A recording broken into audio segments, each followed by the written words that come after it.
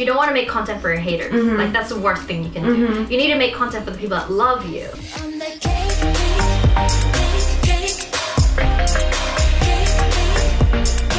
I come from a very unique position because I was like a professional person with a 9-to-5 job, and I've had to make the switch. So if you're in that situation, it's very important to like plan your time and like really dedicate yourself to it, because it takes a lot of time making content. Like, as you can see in my schedule, if you really do it professionally, it takes a lot of time. But imagine trying to throw that on top of your 9-to-5 job, like, which is what I had to do for a period of time. So you just have to sacrifice. I didn't go out, I didn't have friends, I didn't have any spare time, I didn't even have sleep. So I would edit videos on my lunch break, and I would edit videos after work. I even got so desperate, I organized my sleep cycle, so I would come home, take a nap, eat dinner, and then I could work till like 3 a.m.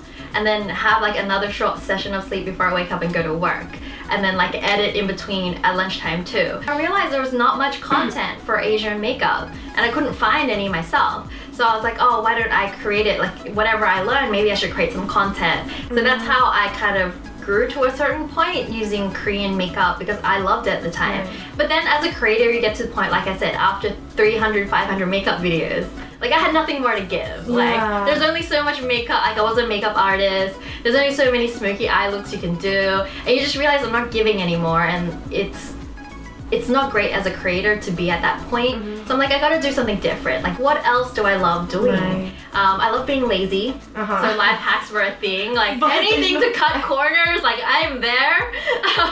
And I've always loved crafts since I was like little. I used to paint a lot. I used to make my own clothes. I learned how to sew.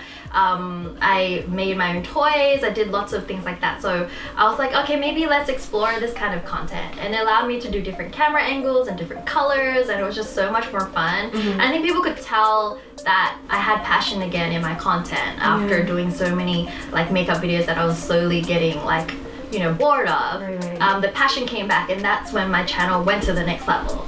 It's very stressful, especially before when I started. You all start, you know, in our bedrooms by ourselves. I used to edit, film all my videos by myself, and at one point I was making myself about 8 videos a week. I would make my main channel video, and then I wanted to do daily vlogging because at the time daily vlogging was like a thing, and I was like, I want to be a daily vlogger, let's give that a go.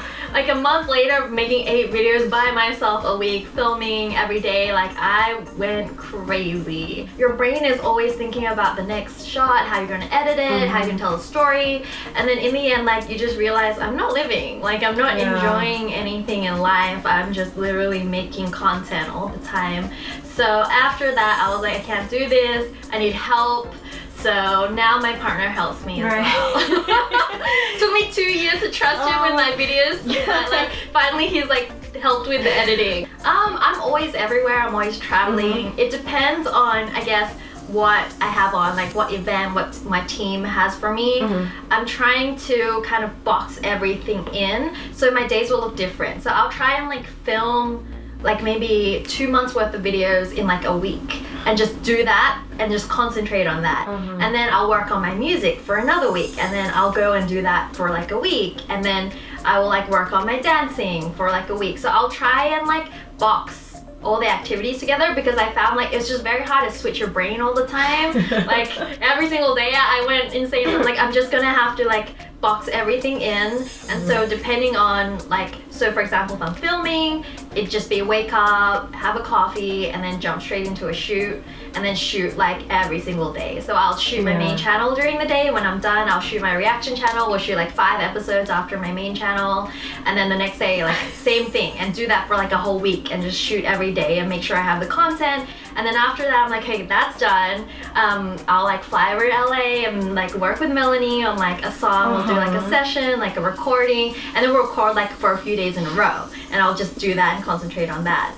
And then I'll get like choreography, so I'll then go and like fly to Korea or something and work with 1 Million Dance Studios who does my choreography, and then I'll like just take classes for like that week. I can't remember the exact comment, but like I remember being upset for 6 months, and then it became 3 months, and then it became 2 months, and then it became like 1 month, and then like a day, and then now I've been on YouTube for so long and gotten like I mean, it's like experience. I've gotten like, you know, 10,000 hate comments. So now they're just kind of, woo! Like, I love reading, not hate comments, but constructive criticism. And I think it's good to just be prepared for that though. Like, I don't think you can just read constructive criticism at any point in your life. You gotta feel like strong, you gotta feel good that day, you gotta be prepared, you gotta not take it personally, you know, give yourself a massage, do something that you love, and then sit down and then go, okay, I'm gonna read a ton of these, and then I'm gonna like, you know, go over it and see how I can make action plans to improve. And if you approach that situation, I think it's safer for you emotionally, and not to take it personally, but just have that mindset going in. I don't think it's like healthy to just keep reading it every day, because I feel like, you know, you can tell when YouTubers do that. They get very depressed and it starts to affect their content. Like, you don't want to make content for your haters. Like, that's the worst thing you can do. You need to make content for the people that love you, you know, but at the same time, improve. Right. Yeah, I'm working on an album with Melanie, and I'm very excited because we're doing like a really cool concept. It's kind of to do with my YouTube personality. So on my videos I have Wengie and Wendy, and they're very different characters. So we're gonna kind of bring that across to my music and really explore that side together. So I'm super excited. So you can find me on my YouTubes. I have too many channels, but just search Wengie, W-E-N-G-I-E. It's Wengie on Instagram, Wengie on Snapchat, Wengie on Twitter, Wengie on Facebook. Wengie.